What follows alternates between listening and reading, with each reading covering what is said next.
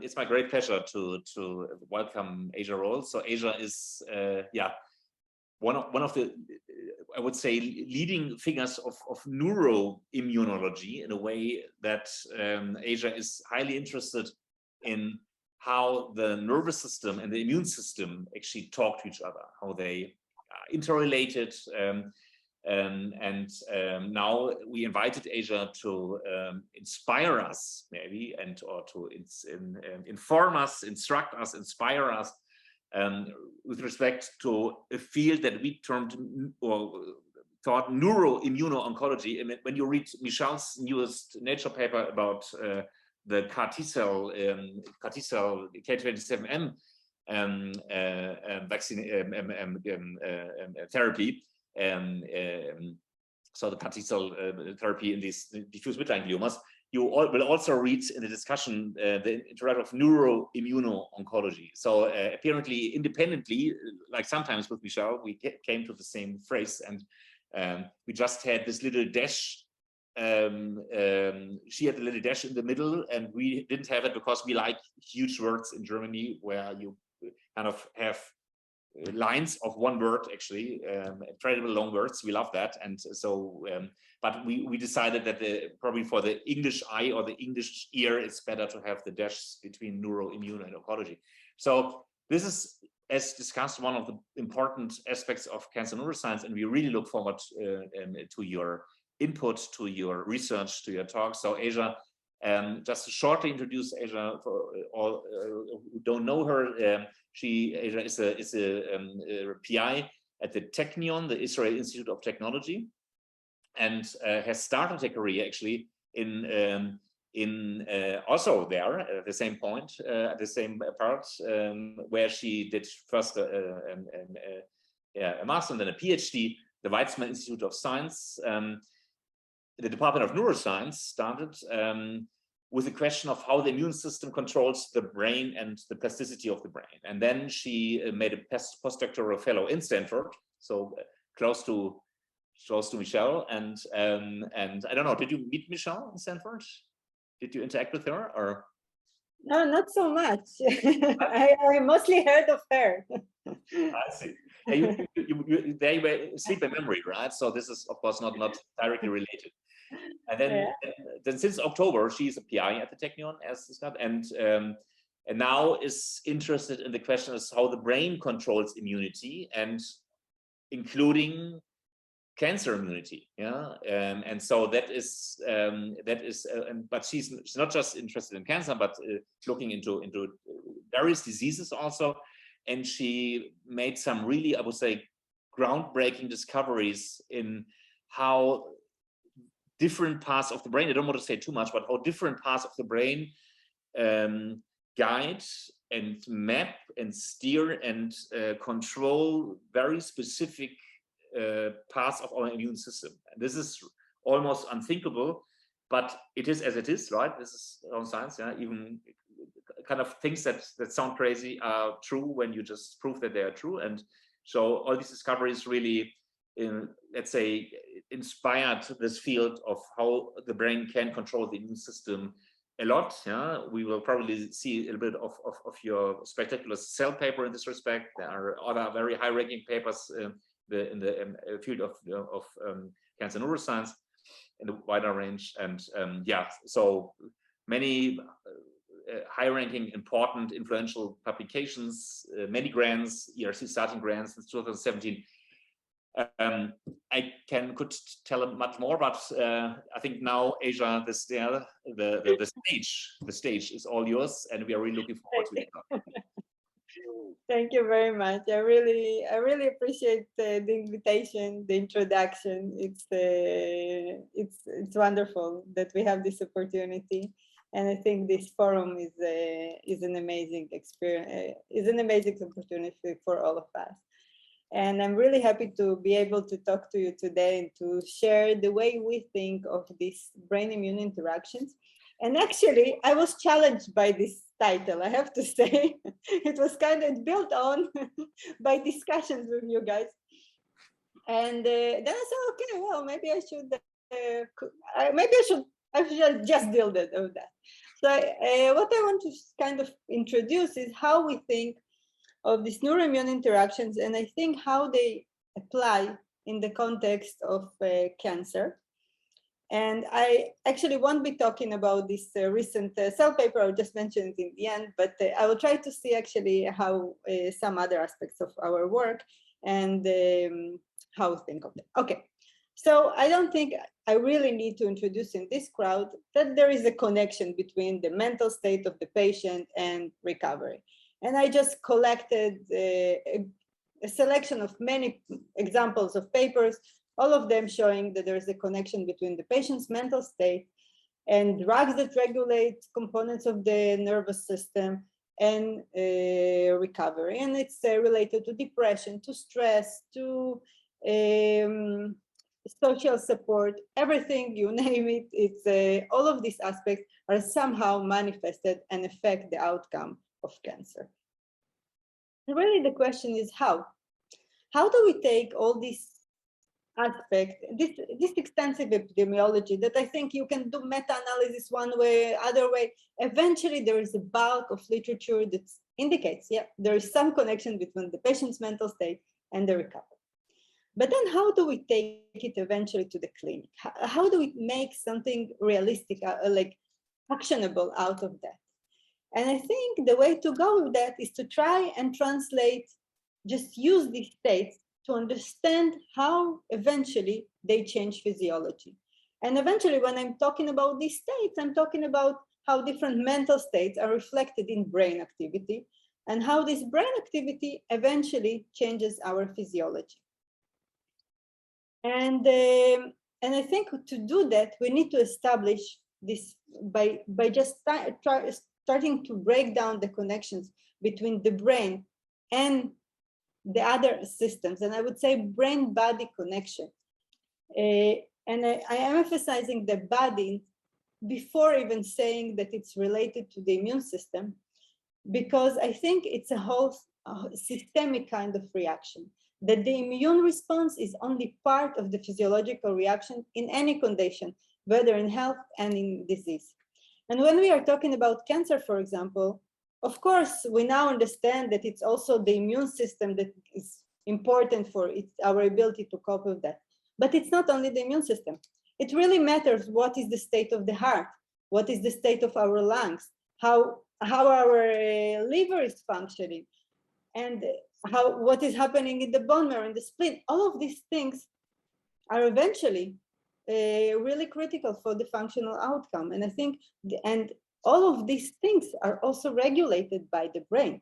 So we know that the brain is involved actually in every aspect of these systems. So in this sense, I think what I think we have to kind of switch in the way we are looking when we are talking about this neuro-immuno-oncology. I think it's kind of even broader. It's a neuro-body kind of physiological systems in the context of oncology and how they change. And when we start to understand how these changes in brain activity, in the mental state, whether it's imposed by different external factors like stressors or other challenges, eventually, or even just internal physiological challenges, eventually change brain activity. And this brain activity is then kind of can explain many aspects that we see sometimes very systemic effects. Cancer cachexia is, I think, a wonderful example for this systemic kind of outcome. All these connections between depression and cancer mortality, or the effects of social support on cancer progression. Part of it is because there are changes in brain activity that eventually will change the physiology, and then the entire system in which the cancer is functioning. And kind of looking in the cancer tumor microenvironment as the cancer whole body environment. And in our initial works, we started playing with this idea that the brain and specific brain activity affects the immune system. And this concept of thoughts, for example, especially positive thoughts, can eventually change the physiology. And we started our initial work focusing on the reward system, because the reward system is involved in positive expectations. And I will a little bit expand on the neuroscience of those who are not familiar with these connections. But basically, we know that the reward system is a part of the limbic system, which is mainly dopaminergic. A key part of it is dopaminergic neurons in the ventral tegmental area that project to different sides of the brain. And we're playing with this idea that maybe, like in the case of placebo effect, when there is positive expectation of the patient, there is change in the brain activity in this reward system. We know this ventral tegmental, this elevated activity there, and we know that patients who experience a placebo have elevated activity in the reward system, and maybe this itself can change physiology and specifically the immune system. And that was the beginning when we started working with, it was work done by Tamar Ben-Sha'anan in the lab together with Shai Shenor. And just in one slide, two slides, I will tell you what we did. For those who are not familiar with the neuroscience component, we are now able, what we wanted to do is what happens if we activate the brain reward system, and then whether it will change something in the immune response. And the way that we can regulate the brain reward system, specifically challenging dopaminergic neurons in the VTA, is using DREADs, which are mutated muscarinic receptors that we can express specifically in these neurons. We are targeting VTA dopaminergic neurons with stereotactic injections. And then we express with a viral vector in a Cre-dependent manner the DREADs, which can activate the neurons when we are going to manipulate it. I will tell you in a second, only the dopaminergic neurons in the VTA. We have control for the surgery itself, for the viral vector expression, and for the CNO, which is the agent that when we inject it, the neurons will be activated.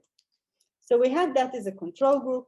We wait for 30 days for the DREADs to be expressed, and then we are going to activate it. So just to show you also that it's behaviorally important, so we can put the mice in 2 chambers, and then let them, we shut them in one room, and then we inject them with CNO, which will activate the reward system. It's supposed to be positive experience. Then we shut them in the other room. We inject them with saline, so it shouldn't do anything. And then we let the mice choose. So we open the door. And you can see here, this is the movement of the mice. It's a collection of 10 mice. And this is controls. You can see that they moving between the 2 chambers. In the VTA activated mice, all of them will go to the same chamber when they receive the CNO activation, indicating it was a positive experience. So now we have a way of controlling the reward system, and we started looking what changes in the immune response. And what we found was using CyTOF, which allowed us this broad screen of the immune response, we found that myeloid cells were affected. And here is the one slide. What we found was that VTA activation, if we extracted monocytes from the blood of these mice and incubated them with E. coli, and then plated them on these Petri dishes, this is in control, and this is in the VTA activated mice, indicating that just the activation of the reward system changed the functional capacity of this myeloid cells, these monocytes, we later showed that it was related to phagocytosis, but also other factors. So it boosted antibacterial immunity. And then we also showed that it even resulted in stronger immunological memory when we just took these mice, activated the reward system, injected them with E. coli, and then waited for 2 weeks and injected them again to see what happens. And what you can see here, the size of the swollen area in control mice and in the VTA activated mice, it's about 4 times stronger, indicating that there's also formation of stronger immunological memory. Okay. So this was kind of the idea. Then we started playing, okay, so reward system activation seems to boost immunity, antibacterial immunity. And then we also played with the idea why in evolution this should be important. And we thought that maybe it might be related to the fact that reward system activity is relevant for mating and feeding, because this is the major rewards in nature. And actually anticipate, and then if you but they also expose you to pathogen. So coupling the two should basically give you an advantage. If every time you anticipate this experience, you also boost antibacterial immunity, then you have potentially an evolutionary advantage. And then this study came out, and it was really interesting study. And what they showed is that this peripheral immune activity is actually a result of phasing firing of these dopaminergic neurons. We didn't monitor or we didn't control the type of the activation that we were inducing. So they were able to decipher this connection. But also they showed something very cool. They showed that mice that are anticipating mating have elevated levels of cytokines. But if they block the reward system activity, they lose this increase in cytokines, indicating that this increase is actually dependent on reward system activity, which I think is in line with this old concept, evolutionary concept. Okay, so then we kept on working on this idea that, of course, when we saw that these effects were in monocytes, we started thinking, okay, so maybe it will be relevant also for cancer. And actually, Dr. Faid Hakim from Nazareth Hospital, he was an expert in cancer, and he kept talking to me about this whole idea all the time. And then it was a work done by Tamar Ben Sha'anan, Maya Schiller, of course, with Faid, and Dr. Mikira. So what we did, we repeated the same paradigm. We activated the reward system of mice and then injected them with tumors, with Lewis-Lung carcinoma or B16 melanoma, and activated the reward system of these mice repeatedly for 2 weeks and extracted the tumors. And this is what happens. This is in control, and this is in BTA activated mice. So you can see that just by repeated activation of the reward system, that alone could reduce the size of the tumor. The question was, of course, how this signal is mediated, because we are doing our manipulation, as I mentioned here, in the reward system in the BTA dopaminergic neurons. Dopamine doesn't cross the blood-brain barrier, right? So how do we see this change in immunity in the tumor cells? Of course, as I mentioned, dopamine is not relevant. It might be an endocrine signal. It might be something mediated by the peripheral nervous system. And we decided to focus on the peripheral nervous system, and for several reasons. First, we know, so we decided to focus on the sympathetic nervous system specifically, because the parasympathetic nervous system is related to immune suppression, as Kevin Tracy developed this whole concept of inflammatory reflex. It innervates all immune organs, and I will talk about that in a few minutes on this local innervation of immune organs. Also, we know that reward system is affected by this sympathetic nervous system is affected by the reward system. And we also know that our previous antibacterial effects were dependent on the sympathetic activity. So what we did now, we ablated the sympathetic nervous system with 6-hydroxy chemically, and wanted to see whether now we will lose our effect, because if it requires there's the sympathetic nervous system, then blocking reward system activity, if we eliminated this connection, then it won't help that we are activating the brain. So this was one method. The other was that we block beta-adrenergic receptors. And as you can see, in both cases, in control, when there is intact sympathetic activity, reward system activity reduces the size of the tumor. If we eliminate the sympathetic nervous system, there is no effect. And also if we use beta blockers, suggesting that indeed it was mediated by the sympathetic nervous system. But then what is the sympathetic nervous system, right? It might be related to stress. So we looked on cortisol or noradrenaline. And we found that there was no change in cortisol levels actually. And we looked for changes in noradrenaline. So we looked in the blood, nothing. We started looking in more detail in organs, and nowhere we could see any change, except for one side, the bone marrow, which was quite interesting. And you can even see it with immunohistochemistry. This is pH staining for tyrosine hydroxylase, the sympathetic neurons. It's lower in the bone marrow of mice that received this reward system activations. So what is happening there? What we found was that reward system activation reduced the sympathetic innervation in the bone marrow, attenuating noradrenaline levels, which in turn affected the population of cells called myeloid-derived suppressor cells, which needs no introduction to this audience. But of course, it's a myeloid population that is immune suppressive. Interestingly, these cells, when they are in the bone marrow, express relatively high levels of the beta-adrenergic receptors. Once they move out of the bone marrow, for example, in the tumor, they don't express these high levels, indicating that they're very sensitive to the neuroadrenergic signaling when they're in the bone marrow. And we also saw that, for example, in these cells, in these MDSCs, we saw higher levels of TNF alpha. To be honest, it's not really impressive, the change. But what we found is that eventually these changes, probably many more changes, affected somehow the size of the tumor via a mediator, CD8 cells. So we know that MDSCs can affect CD8. And in mice that receive VT activation, CD8 cells have had higher levels of granzyme B. But if we eliminated these MDSCs, now there was no effect on CD8 granzyme B levels, indicating that they were mediators of this phenomena.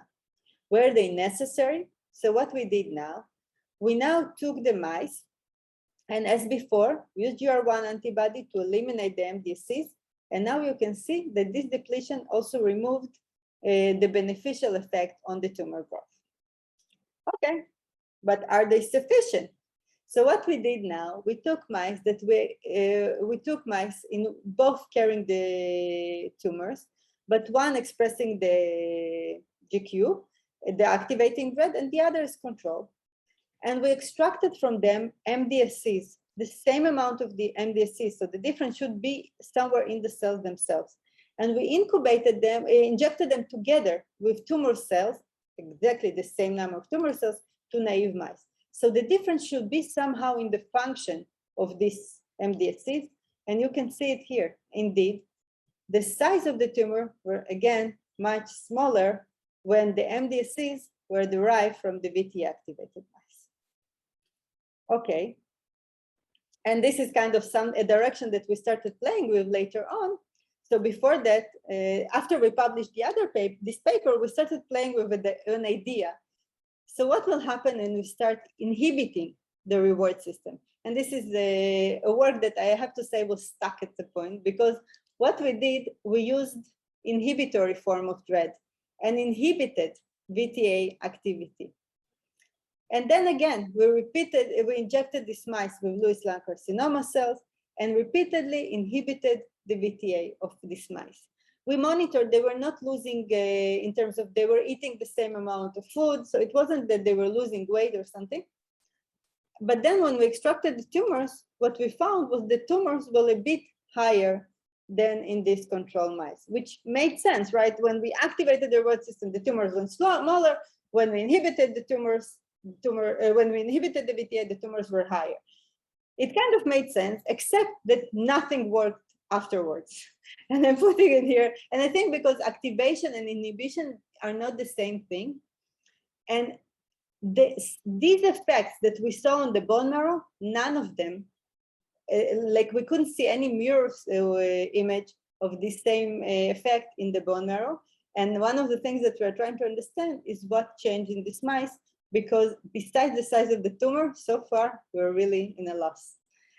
Okay, so what we found here was that activation of the reward system could reduce the size of the tumor. But this was regular mice. So our inhibition they were all done in control in mice that were normal. But then this study came out, and what they were doing, they were inducing stress in these mice. So we know that when there is stress, the size of the tumor is higher. And this is what you see here. This is control mice, and this is mice that are stressed. This is the size of the tumor. But then they started optogenetically activating the VTA neurons. And they saw that it kind of eliminated this increase in tumor size that was induced by the stress. What was interesting was actually, oh, sorry, somehow I don't see it. What was interesting is because of the tool that they used, which was optogenetic, they could map out the connection, the specific connection from the VTA that was mediating this effect. And they found, I'm touching something. And what they found was that VTA, it was the projections from the VTA to the prefrontal cortex, because they could manipulate it with specific viruses. And it was this specific connection that was actually inducing this effect in the context of cancer. And I would say in the context of stress cancer. This was very interesting because actually in the other study that I mentioned with the mating, they showed elevated activity actually in the other projection to the nucleus accumbens. So one of the things that we are now working a lot on is trying to dissect whether the two pathways may actually have different immune outcomes, and the way, because they are actually might be connected to the peripheral nervous system in an entirely different manner. And I hope that I will soon be able to show you how it works. So what I can say so far is that reward system activity affects peripheral immunity, both in antibacterial immunity and cancer. We connected that to this evolutionary kind of idea, and of course to the inspiration in the context of placebo. We also know that different brain regions have different effects. So we tried also doing our manipulation of that same way we did with the reward system. We did it also other ways, and they have different effects. And also we know that inhibition is a completely different story. What we know is that these effects, at least in part, are mediated by the sympathetic nervous system. And this specificity of the connections to the bone marrow was something that really fascinated us. And then Maya Schiller in the lab started playing with this idea. Oh, sorry. Oh, I will do another loop here, sorry. So just something that we noticed recently, is that when we started playing with this idea of the bone marrow innervation and these local changes in the sympathetic activity. So we were talking about, as I remember, we didn't see any changes in the systemic immune sympathetic activity, which is actually mediated from the adrenal gland. It's a kind of it's then noradrenaline in the blood, but there are these local innervations. And as you remember, we saw these changes in the bone marrow. So then Sufit in the lab started playing with the same thing. And what she found is that even in mice that are just bearing tumors, there are changes in the innervation to the bone marrow. So it wasn't that only our manipulation when we induce this reward system activity, but actually during tumor, there seems to be an increase, or I would say maybe more carefully, there are changes in the innervation to the bone marrow that we are now characterizing more deeply. But also another thing changes, and this is very interesting. We started extracting immune cells from the bone marrow and analyzing whether they are more sensitive to better adrenergic input. And what we found is that in general, there is elevation in the expression of the beta adrenergic receptor on immune cells in the bone marrow, and more specifically, actually on CD8 cells. So this is something that we are now trying to understand. What is happening? It seems that the bone marrow becomes more innervated, and also the immune cells there also become more sensitive to these inputs. So is there any functional relevance to this innervation? So what Sophie did, she actually cut the innervation to the bone marrow in mice that were bearing tumors, and functionally, she could see that she could reduce the size of the tumors just by modulating this innervation. And one of the things that we are trying now to do, and we have some directions, that we are cutting the innervation to one leg and not the other, and trying to see whether they kind of eventually generate a distinct immune reaction or whether the nature of the immune cells in each bone are different when there is innervation and there is no innervation. What I can say is that we already see that it really matters what kind of innervation. And I think this is where the story becomes more complicated, and I don't have actual answers for you yet, but it really matters because there are different types of innervation that go to the bone marrow, and each one of them, and I think from the work of Paul Fernet, the late work Paul Fernet, is actually we have a lot of evidence for this, that it really matters what kind of innervation is there. But then Maya Schiller in the lab started really playing with this idea, okay, what happens to this, what are these innervation doing locally? And she started focusing on this local sympathetic innervation. And she did it with optogenetics because she wanted to target them specifically. So what she did, she generated mice that are optogenetically, that she can activate neurons that are sympathetic by crossing TH-Cre mice with channelrhodopsin Cre. And then they are sensitive to optogenetic stimulation. You can see it here. This is in the ganglions. And she wanted to manipulate the sympathetic innervation to the colon. And to do that locally, she injected an optic, so she wanted to this to the colon as an, because it's such a highly active immune site and such active neuronal innervation. So she gave them this DSS-induced colitis, which causes inflammatory response in the colon. And then she could follow symptoms of clinical symptoms, the histological structure, and the local immune response. And she, to directly insert the fiber to the colon, she injected it anally as a probe. So she stripped the optic fiber, and then it would shine light locally in the colon. And you can see it with quantum imaging that when she shines light, it increases the activity there. This is the fluorescence there. You can see that it when she even measures neuroadrenaline levels, only in mice that are channelrhodopsin positive and shown with light, she sees an increase in neuroadrenaline levels. It doesn't happen in littermate controls, and we don't see any change in the blood. So it's a local change in sympathetic activity in the colon. And then when she looks also clinically, this is the colon of control mouse. This is a mouse with DSS-induced colitis. It's shortened. But if she stimulated the optic with the optic fiber, the colon was longer, suggesting that the disease was less intense. It was also validated immunohistochemically. And also she saw that there was less inflammation. There were less immune cells. There were less immune cells in the colon. Okay, which immune cells? We couldn't find it. We looked for a long time, and we just couldn't identify the population of immune cells that was most affected, until we realized that we were looking on the wrong place. What we realized, what you see here, and this picture was in front of our eyes all the time, and we didn't forget it. So what you see here is the staining to CD31, the blood vessels, and the channelrhodopsin. And of course, most of the sympathetic fibers wrap around blood vessels.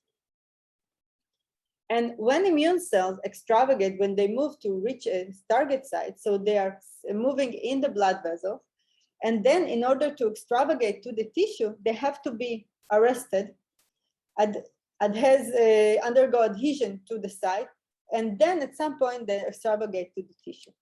What we found is that our optogenetic manipulation actually affected molecules that were involved in this arrest state, specifically the MAdCAM1 and ICAM1.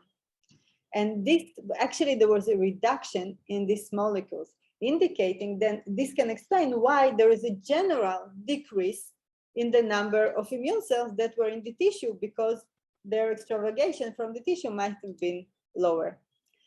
And I think one of the most interesting things in this context was that when we took these endothelial cells and incubated them with neuroadrenaline, we required high levels of neuroadrenaline to induce this decrease in MAdCAM1, which I think explains something very cool, is that you can reach high levels of neuroadrenaline only locally. You cannot induce a systemic increase to high levels of neuroadrenaline, but locally you can get to a very high level, and then you can actually activate potentially a different pathway. And I think everyone who works with neuroadrenaline knows that it has a bell-shaped response. And of course, and also the receptor mechanism actually support that. So in fact, in a way, we can think of that you can give local signaling via sympathetic neurons in high levels of neuroadrenaline, and systemically, you can give a different kind of message. In a way, maybe we can kind of correlate to phasic and tonic firing of neurons. Okay, what's happening here? Okay, so just to summarize this part, we saw that sympathetic SNS activity can locally modulate immune activity and the ability to reach the target site. And in the context of cancer, I think it's very relevant, of course, because this might be a way, and of course we know from many studies now that the sympathetic innervations to the tumors itself affect the ability of the tumor ability to grow. And actually, it might be one pathway if the sympathetic activity also controls the adhesion molecules and the composition and the activity of the blood vessels. Okay, but as I mentioned, we're talking about this whole concept that eventually there are different organs and different activity, and this sympathetic activity, which also reaches the different sites of the innervation, can also be altered. But also something else can change. The brain that controls them, it can also change, right?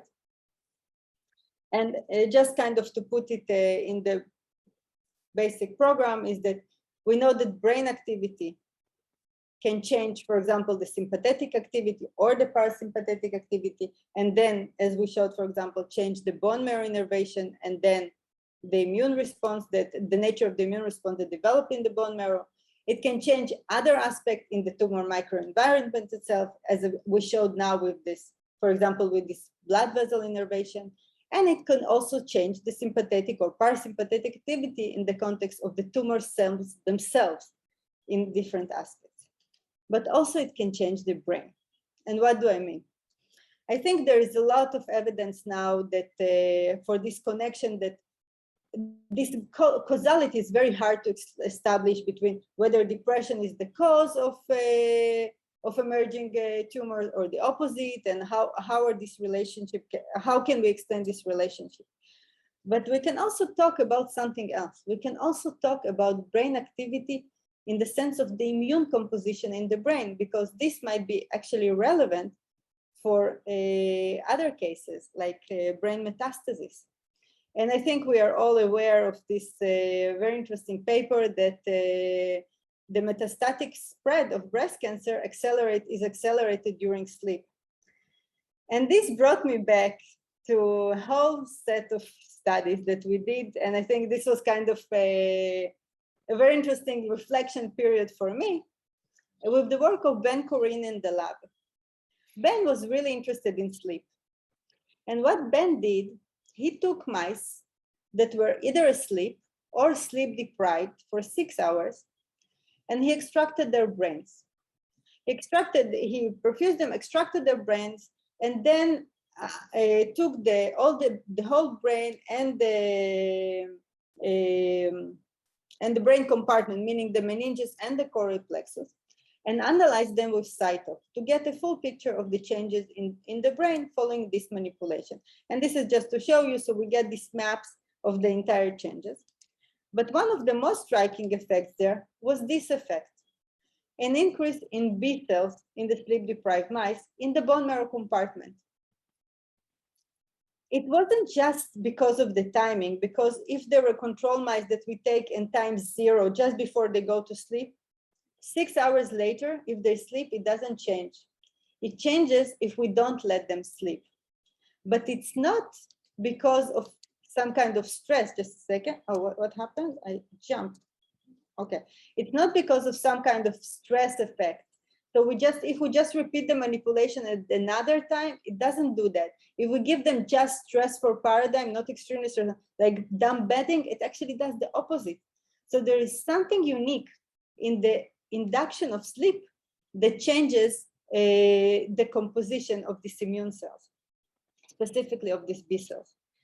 And what Ben did then, he extracted B cells from mice that were asleep or sleep deprived, and looked on migration-related markers, either in the brain compartment or in the blood.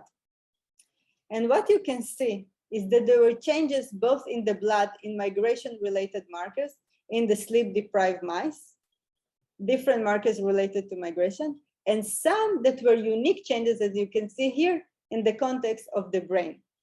So you can see, and this kind of directed us to the whole idea, and I think one of the most striking one was actually in the context of CXCR4.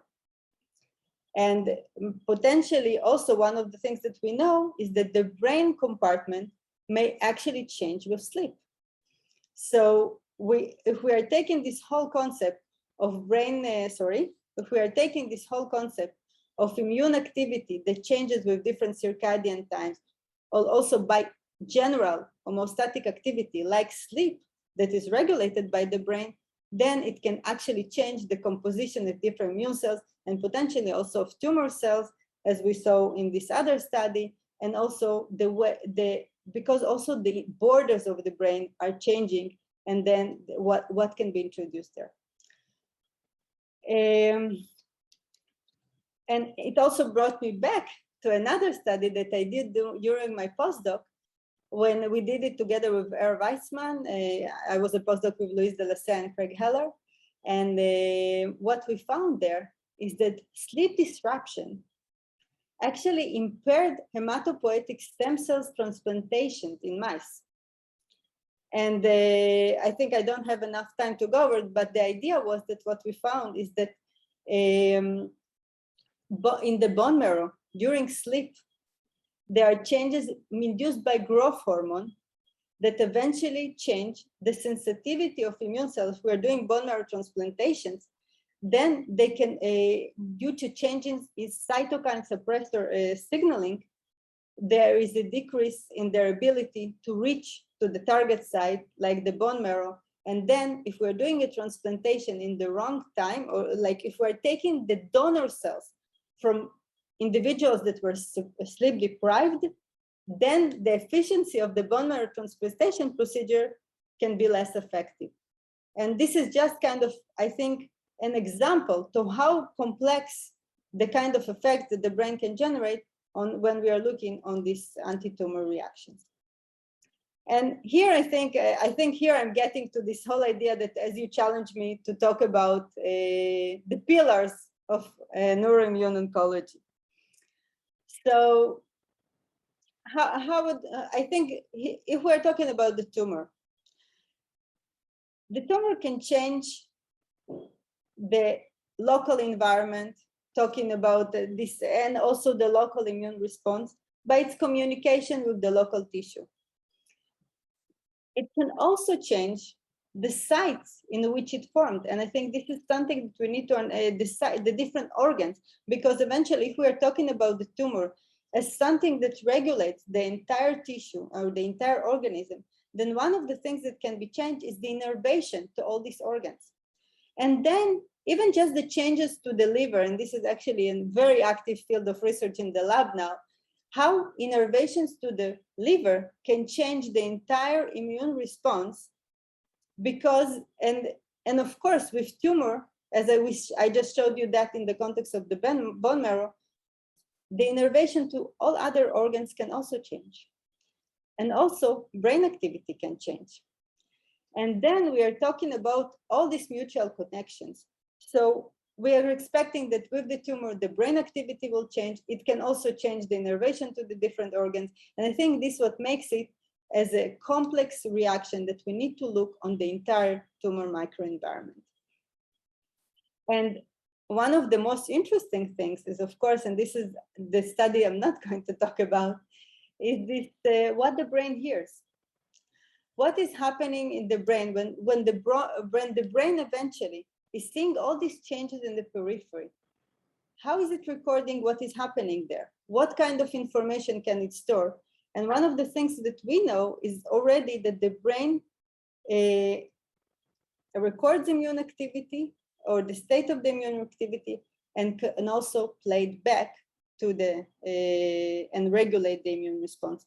So I think when we are talking about this whole concept of neuro-immuno-oncology, I think we need to look on the local innervation to the different sites, the changes in the brain activity and the communication between them, and how each of them can eventually change the anti-tumor immune response and potentially the tumor itself.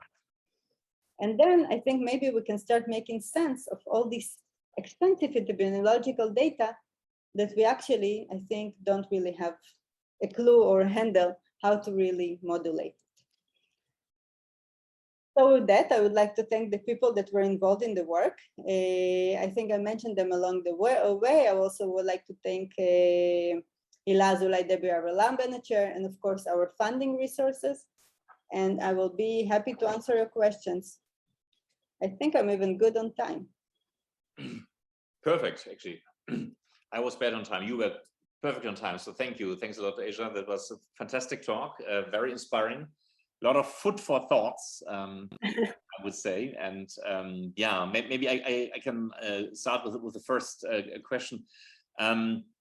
So I think you nicely showed and plausibly showed how the sympathetic nervous system can influence potentially via differences, and also then in bone marrow innovation, etc., can influence tumor immunology. My first question is, do you think that the sympathetic nervous system has a particular important role, so more important, let's say, than parasympathetic and, let's say, hormone pathways that could also, of course, reach from the brain then to influences on the tumor itself? And my second question would be, so what is your best guess, or maybe even experimental data, how the tumor, or how the tumor is actually communicating this, let's say, increased innervation in the bone marrow? And do you think the brain itself is even involved in that, or would that be a more direct tumor bone marrow crosstalk? And how could that work? These are great questions. So I don't think that the sympathetic nervous system is the only one. I think it's a key player. I think it mediates a lot of the, especially due to its unique and very widespread innervations. I think it has a lot of effects. It has a lot of potential to make a change, especially even just the innervation to the blood vessels. I think this is one of the main innervations that we eventually see in the tumor sites, but not only. And I think there is, so definitely I think it has a role, but I don't think it's the only one. I think parasympathetic input should have very strong effects. We know that it's anti-inflammatory to begin with, so definitely it may guide the general immune response. I think also sensory innervation should play a very important role, and this is of course from the work of Isaac Shiu. We know that just the sensory neurons themselves can modulate locally the immune response, and that will make sense. And there were other works recently showing that, exactly also in the context of cancer. So I think it's really the whole component. And of course, I also think it's not limited to the neuronal pathways. Probably endocrine pathways are playing a very important role as well. So that's kind of answering your first question. So regarding the second one, which I now forgot, you will have to remind me. I had it for a second. How's the tumor doing it? Directly? Okay, yeah, it's a very good one. It's actually a really good question, because I don't have an answer. So it can be either one of the things that we are thinking, and there is some work showing that it might be vesicles that can be secreted, and actually these vesicles eventually can potentially change the innervation in the target site. Another thing, it might be that it's mediated by the brain. So kind of you make a change in the brain, the tumor somehow by sensory neurons or by other aspects changes something in the brain, which in turn can change the innervation to the bone marrow. And I think another thing, it might be a local loop.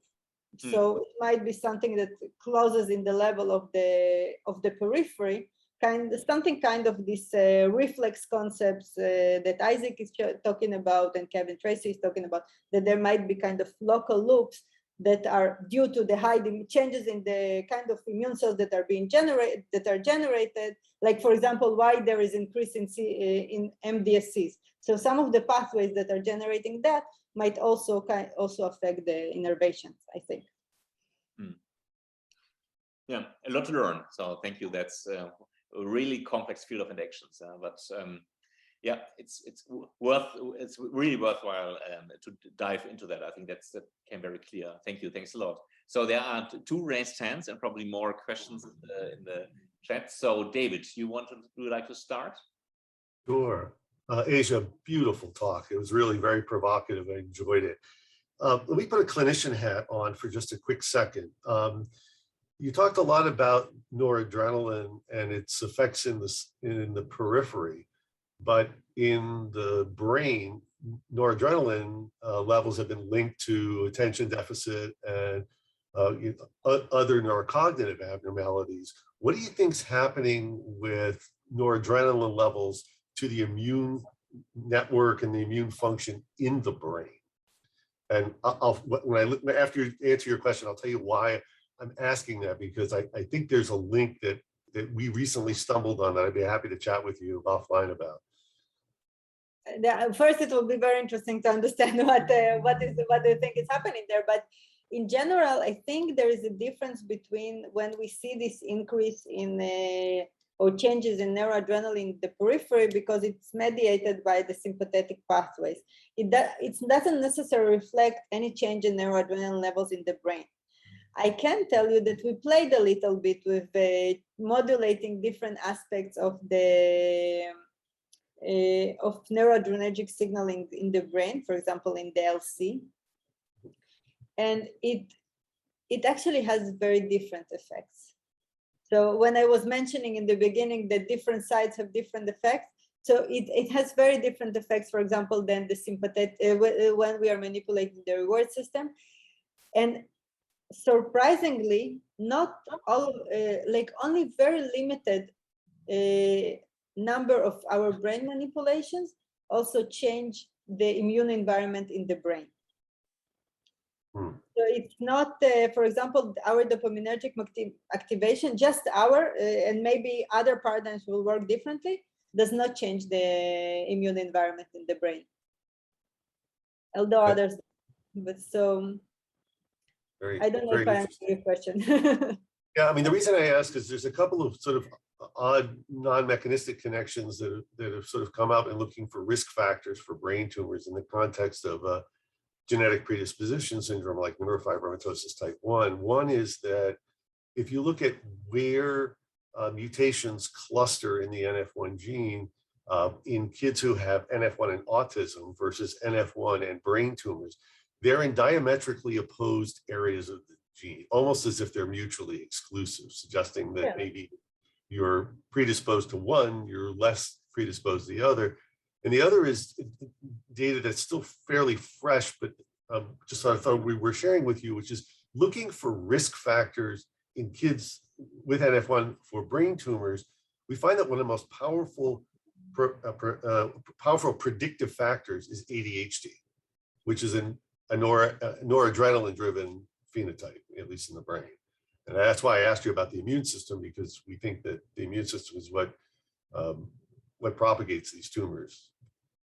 This is very interesting. ADHD is mainly changes in, does it also have serotonergic changes in ADHD, do we know? There are dopaminergic changes, but nobody's really explored the direct connection. So maybe I'll email you offline because I don't want to monopolize the conversation. Thank you. It's very interesting input. Yeah, thank you. Okay. Next question, I think, is from Vivek Verma. I hope I pronounced it correctly. Yes. Thank you, Frank. Yeah, you got it very right. So I'm an immunologist with University of Minnesota here in Minnesota. And I have this question with for wonderful research, first of all. Thank you. Rather, I have two questions. First is, what is the physiological status of the cells? You know, CD8 cells, you mentioned it is one of the mediators in the brain. And your reward system, or at the other end of it is the stress. So how does it affect the CD8 cells in the brain? Because I'm an immunologist and I'm just trying to see why PD-1 or other checkpoints, they don't work. And the second question is regarding the implications of this reward system. The very information that the patient has a brain cancer is a kind of death sentence. They are anxious, they are depressed. Meditation helps, music helps. I don't know. So what do you think you are, how would you recommend a brain cancer patient to live, to say, okay, do this, so therapy will work better? It's first, it's really challenging question, and I think the link from what I'm doing to what is really happening in humans is very big. There is a big gap there because it's really very basic kind of research, and our manipulations are artificial in the most extreme way you can kind of, in terms of physiology. I think what we can do is kind of map the potential of the system by pushing it to its direction and see what it can do. And in that regard, interestingly enough, and I really don't, and maybe it's the way we are looking for that, but we don't see any changes due to our dopaminergic manipulations in the brain. We don't see any changes in the brain environment. And you see that we have the tools, we have this site of tools, so we looked for that. We don't see changes in CD8 cells, but a manipulation like 6 hours of sleep deprivation, and not in a mild sleep deprivation, actually induces this increase in B cells. So there might be something more systemic that is happening there. We don't know. But in terms of CD8 cells in the brain, I don't think that any of the manipulation that we are doing had any effect on CD8 cells. They rarely come up of something that we can affect in our manipulation. B cells, for sure. B cells we are definitely affecting in many types of manipulations in the context of our brain, but I can't tell you how. So I think in that no change in the immune checkpoints, PD-1, CTLA, lag, etc. In the periphery, yes, in the periphery for sure, not but in the not brain. in the brain. But again, maybe we didn't look deep enough. But from our superficial analysis, no. Mm-hmm. So I don't know if you're aware of that study in metastatic melanoma brain melanoma. That recently in New England Journal, I think it was published. They are showing that PD-1, the anti-PD-1, is profusely there in the brain, and yet it is not working. And yeah, we do not know why. But it might be something. You mean a change in the state of the cells? It's a very interesting perspective. I have no idea. Like it's a good point to think of. Yeah. Thank you very much. The next, I think, is Jeremy. Hi, great talk. I'm so happy I didn't miss this time. Sometimes it sneaks up on me, but I've always been interested in this idea of the reward system, the VTA, and this reward anti-tumor effect, and what other research that came out of Luis's lab on sleep and the VTA, where activating the VTA either with DREADS or with optogenetics is a very powerful arousal signal.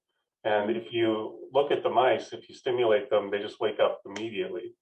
And so there's this sort of dichotomy where I assume, I don't know what dose of CNO or something you use, but I would assume that the arousal of those mice that you stimulated was different. And usually the angle that people take is if you get poor sleep or if you're awake for a long time, it's pro-cancer. And if you're asleep, it's anti-cancer. Now that recent paper might just change that, but it seems to be like the VTA can do both things in sort of this yin and yang fashion. And I just don't know how you think about that. I don't really have a question. I just sort of wanted to hear how you think about this. Yeah. It's a very good point. You're absolutely right. We were worried because of the VTA effect that maybe because of you just increase more movement, right? And then you can say, okay, physical activity is also good, was shown to be beneficial. But we kind of control for that by just inducing physical activity, and no, you don't get the same effect. So it's not just the physical activity. And again, actually the gap that you are saying, I think the way I used to think, and also because of my work on this bone marrow hematopoietic stem cells, I thought of sleep as something that is important for this. It worked well in the context of bone marrow transplantations, but actually, even that work actually now gets a different context when we're looking at this study. So I think you're right that maybe it has this dual component that. I think that I brought it up to this talk today because I felt that this other study was actually so stimulating. I think thinking about, and maybe it brings many aspects in a new perspective. So that's why I thought I needed to kind of contemplate on that. So you are bringing a very interesting point that maybe actually many of these manipulations are talking to the context of other physiological functions that are changing, like sleep. Yeah, absolutely. Very cool. I agree. Thank you. Sleep is a great conundrum for us neurologists too, right? And it's, I think, still so little understood. So we are doing it so much, it's so important, and we understand it so little there. And then you realize that it actually causes metastasis. Like, oh yeah. How do you cope with that? Yeah, so you shouldn't sleep and you shouldn't think, right? With the neuron cancer synapses, you should also not think, so you're not allowed to do anything anymore. Yeah. I think this is the most effective seminar. We concluded the really important things. Don't exercise, don't sleep. And don't use your eyeballs, because if you look at something, then the increased activity from the retina will cause. Oh, yeah. David, always wear sunglasses, of course. David will tell you. Yeah. Very good. So Martin Schmelz. And otherwise you are dead. You may be already dead, but you could be dead also. So basically it kind of less extreme se touche kind of. Anyway, I had basically a question. I'm more interested in the peripheral nervous system. Do you know about any differences in the sympathetic efferent innervation in the bone marrow as compared to other organs, such as, higher dopamine levels, neuropeptide Y release, such that we're not talking about the sympathetic nervous system, but a organ-specific one? That's a very, very good point. And I think there is in the whole field of trying even to break down that we understand the different parts of the organ has different types of innervation. This is really, I think, very interesting in the context of, then the specificity becomes a big thing. And I think this is the next step in the way we need to understand this whole thing. And what I love most about your model is that when starting with the reward stimulus that is, from my perspective, you could say somewhat kind of technical. So the reward system with CNO, probably this is not what you could translate directly to humans, because who knows what this reward system what kind of kinetics does it have? I mean, it's not CNO for sure. But anyway, with that activation, it appears that you can produce a quite specific response of the autonomous nervous drivers in the central nervous system that then are amazingly specific, right? I mean, you don't get this overall sympathetic activation, blood pressure, blah, blah, blah. You get a pinpoint like that. That is amazing. With a stimulus that is, you could say, somewhat artificial, yet the response is kind of pinpoint like, right? That's amazing. That's really amazing. I also find this most fascinating. And then what I found most fascinating is that we have no idea where in the brain you get the specific control over the specific organs, right? Like I was sure it was solved when together with what are the firing rates in the sympathetic nervous system, how are they different between different organs, what is secreted in each one of them? Completely open questions. It's unbelievable that these are, and I think now with this more single cell kind of data and the anatomical that we're starting to connect them, then I think this is going to be a major breakthrough. And especially now when we have all this anatomical mapping tool, then we can see where in the brain it changes, where is the control, how are they different organs, and how they're regulated in the brain level. Absolutely. And it might be a balance between the two. Yeah. Exactly the kind of question the field has to answer. Thank you. And most or many of you might know that Asya has actually shown in her cell paper that that the insular cortex, for example, has a very specific role in governing and even imprinting or whatever, or remembering immune responses, right? But you don't think the insular cortex is involved here in this? It might be entirely involved here as well. I actually think it should, especially because there are the pain responses that are involved. I'm pretty sure that the insula will be involved. And it's actually very interesting to see what is the representation or changes in brain activity during cancer. And I think this is the whole other thing, that there are some works on that, so it's not completely open. Do you think that functional brain imaging could help to pinpoint specific regions? Absolutely, yeah. One of the things that we are doing now, we are actually mapping these brain areas that are active during tumor, that are differentially active in tumors, and trying to see what are the relative contribution to the tumor growth, but very early. Are you doing that? That sounds very good. So mouse or man or both? Mice. Actually, in humans, what we are doing is we are working with Talma Handler. She's doing an fMRI guided neurofeedback. So she puts people in the scanner, she teaches them to activate the reward system, and then we are looking at their immune system because we are giving them a vaccine. So that is another thing, but this kind of the only arm that I have to try and see what happens in humans. Cool. Yeah, because it's really, I mean, it is translatable, right? You can really could think of straightforward studies in cancer patients versus non-cancer patients, and yeah, I hope I think there's just really, for me, there's still, I'm working with mice, so the transition for me to humans is enormous.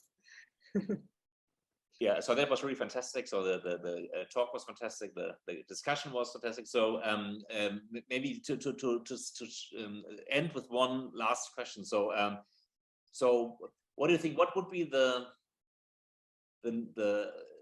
information, the knowledge that you think we need most for neuroimmuno-oncology? If you break it down to one thing, or is that too trivial and too easy? Or no, it's actually a super hard one. I saved the hardest one for yeah, you definitely saved the hard. I think it will be really interesting to see what is eventually secreted locally. And I think Martin was referring to this thing that it's not only neuroadrenaline, it's just the obvious thing that we can find. Is actually what are the changes in the local sites following every kind of manipulations. Yeah, so we really need mapping, right? We need extensive mapping. Yeah, I think mapping will be a big step forward. Yeah, absolutely. In this too, yeah. So, thanks a lot, Asya, for being with us today, for giving this excellent talk. Looking forward to our next meetings, and yeah, I wish Thank you very much. Have a great week, and thank you for inviting me. Bye. Thank you for being. Yeah. Have a great evening, everyone. Bye bye.